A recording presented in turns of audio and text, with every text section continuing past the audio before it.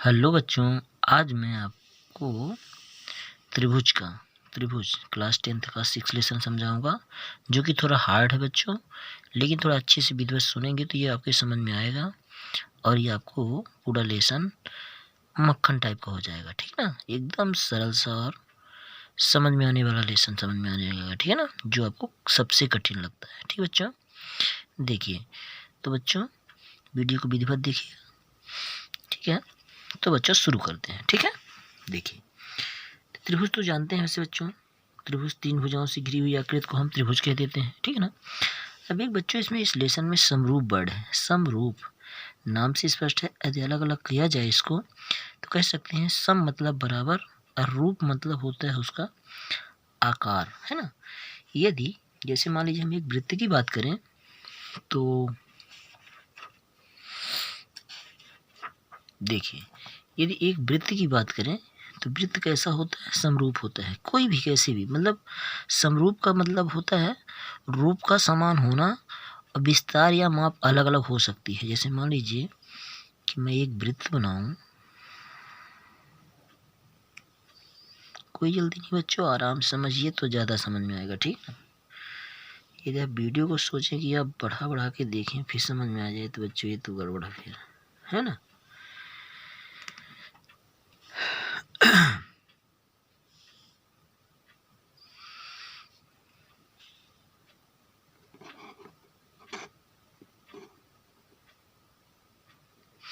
तो बच्चों ये देखिए, ये मान लीजिए कि इतना है ना।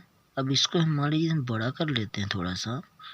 ये देखिए रूप तो समान होगा, मान लीजिए थोड़ा बड़ा आ रहा है ना, तो इसलिए कहा गया क्या क्या है रूप समरूप की परिभाषा।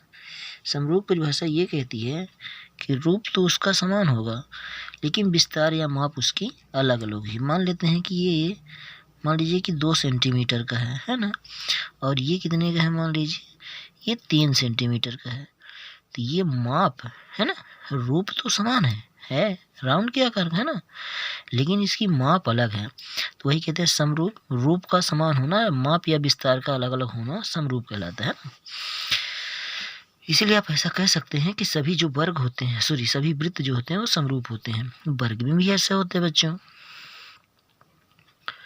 ये इतना बड़ा है लेकिन इसको मैं इतना बड़ा बना दें तो ये भी इसका रूप तो समान है ना। तो सभी वर्ग भी जो होते हैं वो क्या होते हैं? समरूप होते हैं, है ना। लेकिन यदि मान लीजिए बच्चों हम किसकी बात कर लें, यदि मान लीजिए समद्विबाहु की बात करते हैं ना। समबाहु तो समरूप होता है, समबाहु जिसकी सभी भुजाएं क्या होती हैं? बराबर होती हैं, है ना। यदि 2 सेंटीमीटर 2 सेंटीमीटर 2 सेंटीमीटर, ये 3 सेंटीमीटर 3 सेंटीमीटर 3 सेंटीमीटर, तो हम इसको समरूप कह सकते हैं। समरूप का सिंबल ये होता है बच्चों, ये है ना समरूप का। और लेकिन यदि समद्विबाहु की बात करते हैं बच्चों, तो समद्विबाहु में 2 भुजाएं बराबर होती हैं। तो 2 भुजाएं बराबर होंगी तो जैसे मान लीजिए कि हम यदि बनाते हैं कि यहाँ पे मान लीजिए कि ये इसको हम 2 सेंटीमीटर 2 सेंटीमीटर इसको 3 कह देते हैं, ठीक है ना। लेकिन हो सकता है कि ये दूसरी भुजा ये भी बराबर हो सकती है, तो फिर यहाँ पे इसको समरूप कहना मुश्किल पड़ेगा, है ना। इसलिए समद्विबाहु त्रिभुज जो होता है वो समरूप नहीं हो सकता है, लेकिन समबाहु त्रिभुज समरूप हो सकता है। ठीक है, चलिए एक्सरसाइज 1 में जो दिया है आपका, थोड़ा सवाल देख लीजिएगा। इससे पहले नंबर में कोष्टकों के अंतर्गत जो उत्तर दिए गए उसको भरना है ना। सभी वृत्त कह रहा है बिंदी बिंदी होते हैं, सर्वांगसम होते हैं, समरूप होते हैं। तो आप सिंपल से बच्चों आप बता सकते हैं कि सभी वृत्त जो होते हैं क्या होते हैं? समरूप होते हैं। ठीक, फिर दूसरा नंबर सवाल है, उसी में किताब से थोड़ा देख लेते हैं बच्चों, कोई दिक्कत नहीं। सभी वर्ग बिंदी बिंदी क्या होते हैं? सभी वर्ग अभी मैंने बताया, सभी वर्ग समरूप होते हैं। ठीक है, अब देखिए समरूप में एक और चीज़ होता है बच्चों, ठीक ना, कि उनकी संगत कोण बराबर हों, है ना। समरूप में संगत कोण क्या हो? बराबर हो। असंगत भुजाओं का अनुपात वो क्या हो? जैसे मान लीजिए A B C P Q R, तो ए बी बराबर ए बी बटे ये हो और ए सी बटे पी आर, बराबर हो, इनका अनुपात बराबर हो, मतलब इस प्रकार से AB बटे PQ बराबर हो AC बटे PR बराबर हो BC बटे QR के। ठीक बच्चों, ये बराबर हो और कोण इसके संगत कोण, जैसे ए का संगत कोण P है, संगत कोण बराबर हो, B का संगत कोण Q है, संगत कोण बराबर हो, कोण C का संगत कोण R है। ठीक ना, तो कोण भी क्या हो, एंगल ऑफ A बराबर हो एंगल ऑफ P के, एंगल ऑफ B बराबर हो एंगल ऑफ B किसके हो, Q के। अब समझते हैं C किसके होगा, R के। ठीक है ना, चलिए फिर इसमें कहता है बच्चों, और सभी बिंदी बिंदी त्रिभुज समरूप होते हैं। समद्विबाहु की समबाहु, मैंने अभी बताया समबाहु त्रिभुज समरूप होगा, समद्विबाहु में ऐसी घटना नहीं बन सकती है ना, सर्वांग हो भी सकता है। फिर भुजाओं की समान संख्या वाले दो बहुभुज समरूप होंगे यदि उनके संगत कोण बराबर होंगे, संगत भुजाएं क्या हो, समानुपाती हों, संगत भुजाओं का अनुपात बराबर हो, लेकिन इसमें लिखा है उनकी संगत भुजाएं क्या हो, तो समानुपाती हो। ठीक है ना, जैसे अभी बताया ना, संगत भुजाओं का अनुपात बराबर हो या संगत भुजाएं अनुपाती हो, अनुपाती ये अनुपात में है ना, बटे मतलब अनुपात है। ठीक है, कोण क्या हो, बराबर हो।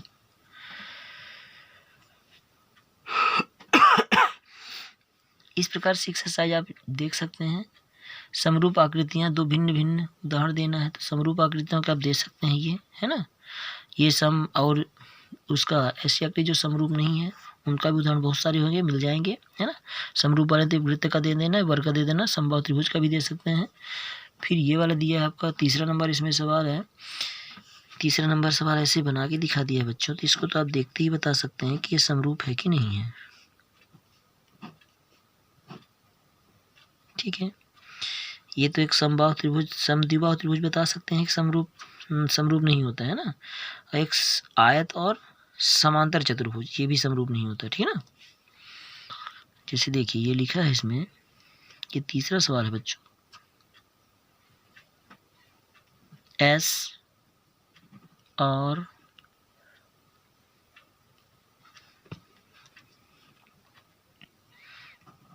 QP 1.5 दिया है, 1.5 दिया है, 1.5 दिया है, 1.5 दिया है, सही दिया है बच्चों।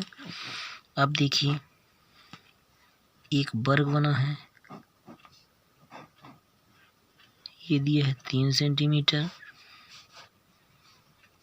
ये 3 सेंटीमीटर, 3 सेंटीमीटर, 3 सेंटीमीटर। ठीक बच्चों, ये दिख रहा है आपका ABCD, इसमें PQRS लिखा है। ठीक है ना, अब आपको ये देख के बताना है कि चतुर्भुज समरूप है या नहीं। देखिए समरूप के लिए पहली बात तो संगत भुजाओं का अनुपात क्या होना चाहिए, समान होना चाहिए। चलिए मैं देख लेता हूँ पहले, PQ बटे AB, देखिए कितना आएगा, ये 1.5 है बटे 3 है। ठीक है ना बच्चों, सॉरी 3 था, तो इसका दशमलव भगाएंगे तो 15 हो जाएगा, नीचे 30 हो जाएगा। ठीक बच्चों, यहाँ ये 0.1 अंक है ना, तो नीचे इसका दशमलव भगाने के लिए 0 यूज कर लेंगे नीचे, 15 कम 15 दूनी 30, मतलब 1/2 आएगा। ठीक, अब देख लीजिए इसका भी देख लीजिए, QR बटे BC, इसमें भी वही बच्चों 1.5 बटे 3 है, इसको भी वही करेंगे तो 15/30 हो जाएगा, इसको काटेंगे तो 1/2 आ जाएगा। मतलब भुजाएं अनुपाती दिख रही हैं, दिख रही है ना बच्चों, एक ठोर बचा है तो इसको ऐसे कर लेंगे तो दिख जाएगा, है ना। अब सबसे बड़ा लफड़ा यहाँ पे कोण का है, ये प्रत्येक कोण 90 डिग्री दिख रहा है ना, लेकिन इसमें 90 डिग्री नहीं, ये कोण P वाला कोण अधिक कोण है, सॉरी ये क्यों P कोण आपका न्यून कोण है, Q कोण आपका अधिक कोण है, इसलिए जो संगत कोण है वो बराबर ना होने की वजह से आपका ये वाली आकृति और ये वाली आकृति आपस में क्या है, समरूप नहीं है। ठीक है बच्चों, इस प्रकार से इसका रूप समान नहीं दिख रहा है, दिख रहा है, भुजाएं तो अनुपाती हैं, है ना, समानुपाती हैं, उनका अनुपात बराबर है, लेकिन क्या सही नहीं है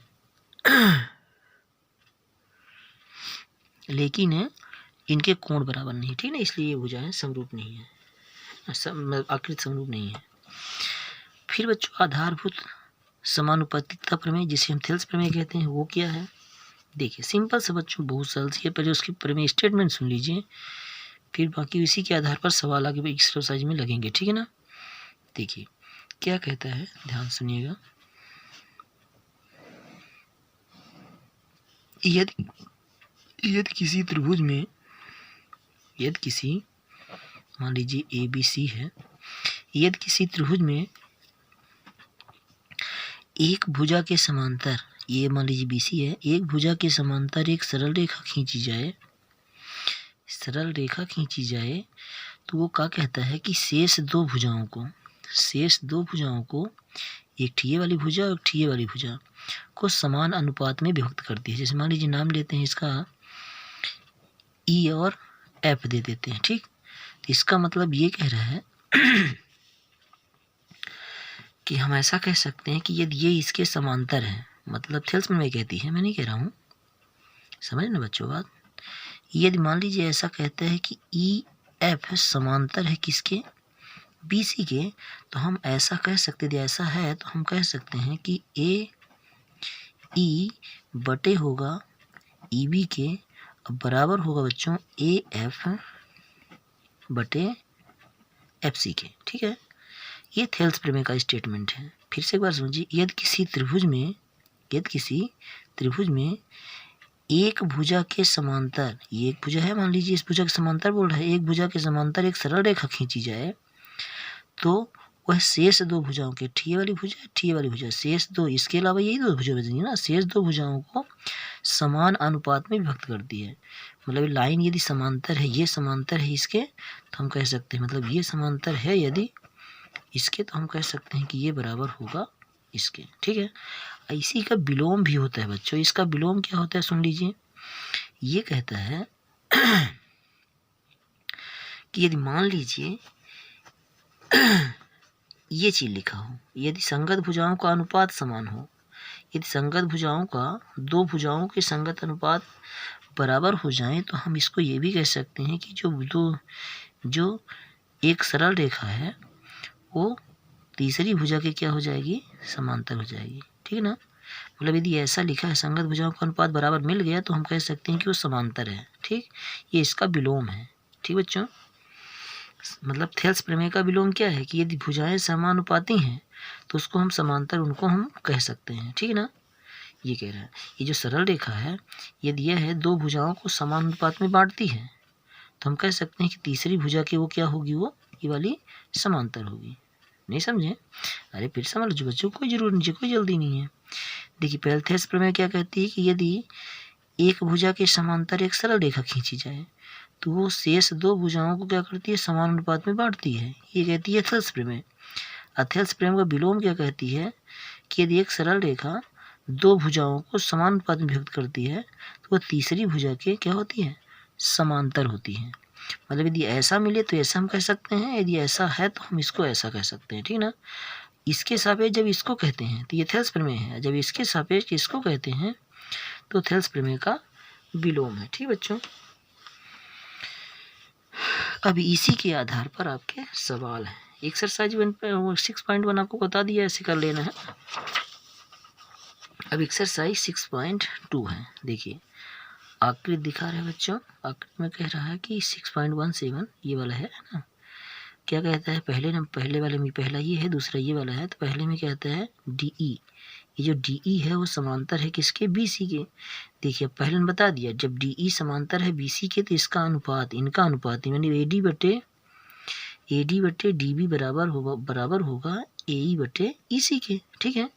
तो उस स्थिति में कहता है कि आपको ज्ञात करना है EC का मान। देखिए EC का मान आपको नहीं पता है बच्चों, लेकिन 3 ठो मान आपको पता है, ठीक बच्चों। अब वीडियो अच्छा लगा करे बच्चों तो बच्चों शेयर जरूर कर दिया करिए, है ना। चलिए ठीक है, सब्सक्राइब करते रहिएगा, तो हम इस प्रकार वीडियो आपको डाल के देते रहेंगे, ठीक है। चलिए तो देखिए बच्चों, तो पहला सवाल, अब यहाँ से मान लीजिए इसको हल कर रहे हैं पहले वाले को, तो देखिए पहले आप चूंकि करके बताएंगे, त्रिभुज भी ले सकते हैं, चूंकि त्रिभुज ए बी सी में आप कह सकते हैं इसको कि नहीं है, चूंकि न लगाई चाहे त्रिभुज ए बी सी में चूंकि क्या डी ई समांतर है किसके, बी सी के। और जब बताया था भी बच्चों इसके पहले थेल्स में, ये थेल्स में कहलाएगा ना, जब समांतर है तो इसको समानुपात बांटेगा। देखिए तो ए डी बटे डी बी बराबर होगा ए ई बटे ई सी के। ठीक है, अब देखिए ए डी आपको कितना दिया है बच्चों, ए डी कितना दिया 1.5, फिर डी बी कितना दिया है बच्चों 3, और ए ई कितना दिया है बच्चों 1, और ई सी कितना दिया है नहीं मालूम, याद करना, ठीक है ना। ये ई सी निकालना था आपको, है ना। चलिए अब देखिए, अब इसका तिर्यक गुणा कर लीजिए। इसका तिर्यक गुणा करेंगे तो 1.5 ई सी बराबर 3 एकम 3 हो जाएगा। इसका गुणा इसके साथ, इसका गुणा इसके साथ, इसको रख दिए। अब जब बच्चों ई सी निकालेंगे तो जाहिर से इंटू वाला बटे में जाता है, तो 3/1.5। अब देखिए बच्चों इस बार नीचे बटे में आया दशमलव आ गया, तो ऊपर वाले में 1 जीरो लगा सकते हैं आप, है ना। बटे 15 हो जाएगा, तो 15 कम 15, 15 दूनी 30, यानी ई सी बराबर क्या मिल गया आपको 2। ठीक, चलिए पहला तो हो गया। सेंटीमीटर डाल दीजिएगा ताकि नंबर न माइनस करें। फिर आप दूसरे नंबर को सुनिए, ये दूसरा नंबर। ठीक, फिर से इसके लिए भी डी ई समांतर है किसके, बी सी के, तो फिर से त्रिभुज ए बी सी ही है। ए बी सी में कहेंगे चूंकि डी ई समांतर है किसके, बी सी के, इसलिए क्या कहेंगे, वही कहेंगे कि ए डी बटे क्या होगा डी बी बराबर ए ई बटे ई सी। चलिए अब देखिए थोड़ा सा मान देख लीजिए, ए डी कितना दिया, ए डी तो आपको जांच करना है, तो ए डी लिख दीजिए। डी बी कितना है, डी बी आपका 7.2 सेंटीमीटर बराबर ए ई देख लीजिए, ए ई 1.8 है ना, 8 1.8, और ई सी कितना है बच्चों 5.4। अब देखिए फिर से तिर्यक गुणा कर लीजिए, इसका गुणा इसके साथ करेंगे तो 5.4 बराबर 1.8 इंटू 7.2। सॉरी ए डी तो लिखना भूल गए यहाँ पे, इसका गुणा इसके साथ किए थे ना, ए डी लिखना मत भूलिएगा, ठीक है ना। ए डी बराबर होगा 5.4 ए डी हो जाएगा, इसका इसके साथ गुणा होगा, इसके इसके साथ हुआ, है ना। चलिए जब बच्चों आप ए डी निकालेंगे तो इंटू वाला बटे में जाएगा, 1.8 गुणते 7.2 बटे 5.4। अब एक चीज ध्यान रखिए बच्चों, इसका दशमलव सेम सेम दिख रहा है, चाहे तो इसको हटा दीजिए, तो ए डी बराबर क्या हो जाएगा, दशमलव हटाएंगे तो ये 18 हो जाएगा, सीधे भगा दीजिए कोई दिक्कत नहीं, इंटू 7.2 बटी हो जाएगा 54, है ना। दशमलव एक अंक इसमें भी, दशमलव एक अंक इसमें भी, दशमलव दोनों भगा सकते हैं, तो 18 कम 18, 18 दूनी 36, 38 54, 3 आ गया। अब इसका 3 का भाग लगा दीजिए, ए डी और कितना हो जाएगा 3 दूनी 6 दशमलव 3 दूनी 6 हुआ, 1 बच गया, 1 और 2 मिलकर 12 हो जाएगा, 3 चौको 12, ये सेंटीमीटर आ गया। ठीक बच्चों, ए डी इतना मिल गया।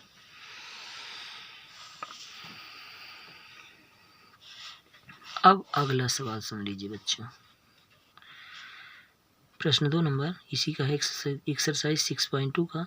किसी त्रिभुज पी क्यू आर की भुजाएं पी क्यू और पी आर पर क्रमशः बिंदु ई और एफ स्थित है, निम्नलिखित में से प्रत्येक स्थिति के लिए बताइए कि क्या ई एफ समांतर है क्यू आर के। सुनिए बच्चों, सिंपल सा है, हम समझाते हैं आपको। देखिए पहले त्रिभुज बना लेते हैं,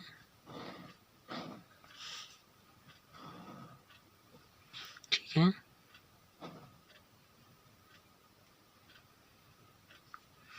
मान लीजिए ये भुजा ले लेते हैं, यहाँ पे है आपका P Q और R, तो ये QR ये है, तो QR के साथ एक चीज़ को E और F ले रहा है, ठीक। अब ये कहता है बच्चों कि क्या ये समांतर इसके होगा, तो ये समांतर इसके कब होगा बच्चों, जब इस इतना बटे इतना का अनुपात बराबर होगा इसके बटे इसके अनुपात के, ठीक। तो हम पहले सवाल को चेक करके लेंगे, यदि इनका संगत भुजाओं का अथेल्स प्रमेय का विलोम पूछ रहा है, यदि इनकी संगत भुजाओं का अनुपात बराबर होगा तो हम कह देंगे कि EF समांतर होगा QR के। यदि ऐसा नहीं होता है तो हम नहीं कहेंगे कि ये समांतर है इसके। चलिए तो पहला नंबर सुनिए। देखिए पहला नंबर में क्या बोल रहा है बच्चों, पहला नंबर का हल कर रहे हैं, ठीक है ना। अब देखिए सबसे पहले बच्चों वही हम रख के चेक कर लेते हैं, ठीक है ना, इसको वही थेल्स प्रमेय के अनुसार, ठीक है ना, थेल्स प्रमेय से ही आधारभूत समानुपातिकता प्रमेय से, ठीक है ना, या थेल्स प्रमेय से भी लिख सकते हैं,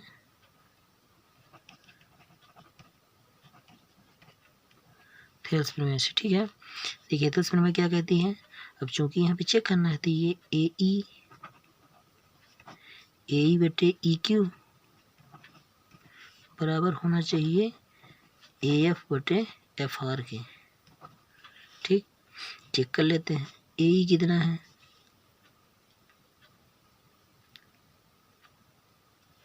सॉरी बच्चों ये AE नहीं है P है, ठीक है, ये P है बच्चों, P ठीक है ना, PE है, तो PE आपको दे रहा है 3.9 बटे EQ कितना दे रहा है, 3 दे रहा है, बराबर। अब देखिए यहाँ PF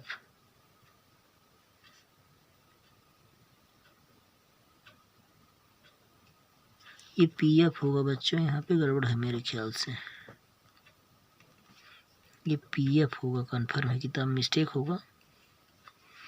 तो PF कितना दे रहा है 3.6 और RF तो दे रहा है FR या RF कह सकते हैं 2.4। अब देखिए यदि मान लीजिए दशमलव लगा के हम 0 लगा के हटाते हैं इसको, तो कितना हो जाएगा ये 39 बटे 30, ठीक है। और इधर कितना हो जाएगा ये 36/24, क्योंकि दशमलव एक अंक इसमें भी, दशमलव एक अंक इसमें भी है, दोनों का दशमलव गायब हो जाएगा। 3 से काट लीजिए, 3 दाहम हो जाएगा और 3 एकम 3 त्रिकाई, कितना है बच्चों 13/10, ठीक। इधर देख लीजिए, इसको किससे काट दें बच्चों, 6 से काट देते हैं, चाहे 6 चौको 24 और 6 छाके 36, ठीक। फिर से कट जाएगा ये 6, ये 2 से 2 तिहाई 6, 2 दूनी, मतलब है 3/2 आ रहा है, ठीक बच्चों। जो नॉट इक्वल टू है, जब इक्वल टू नहीं है इसलिए हम कह सकते हैं, क्या कह सकते हैं कि आधारभूत अनुपातिकता प्रमेय के विलोम से हम कह सकते हैं कि EF जो है समांतर नहीं है QR के, समांतर नहीं तो ऐसे कर देते हैं, या लिख दीजिएगा यहाँ समांतर नहीं है QR के, ठीक है। इस प्रकार से, इसी प्रकार से हम बच्चों इसको भी चेक करना है, दूसरे सवाल को भी हम थोड़ा यहीं पे चेक कर लेते हैं, ये लगा के सीधे। देखिए हम डायरेक्ट करेंगे, भला आप लोग लगा दीजिएगा। PE का मान कितना है 4 बटे EQ ही है भला, चाहे QE लिखा हो चाहे EQ लिखा हो, 4.5 बराबर PF दिया है कितना 8, इसमें सही लिखा है ना, और RF, चाहे इसको RF कहिए या FR कहिए, एक ही बात है भला, ये 9। अब देखिए बच्चों दशमलव लगा के हम एक 0 लगा लेते हैं ताकि दशमलव भगा सके, ठीक है ना। तो ये हो जाएगा आपका 40, ये हो जाएगा 45 बराबर 8/9, इधर वाली संख्या तो कटने लायक नहीं है। अब देखिए 5 से काट लेते हैं तो 5 8 40 और 5 9 45, ये देखिए बराबर आ गया 8/9, 8/9। चूँकि इनका अनुपात बराबर आ रहा है इसलिए हम कह सकते हैं कि EF समांतर होगा किसके, QR के। ठीक बच्चों, जब ये इनका अनुपात बराबर हो जाता है तो हम कह सकते हैं कि ये समांतर होगा इसके। ठीक बच्चों, ठीक बच्चों, अगले सवाल हम अगली वाली वीडियो में डाल देंगे, लेकिन बच्चों इस वीडियो को शेयर ज़रूर कर दिया करिए। ठीक है बच्चों, धन्यवाद।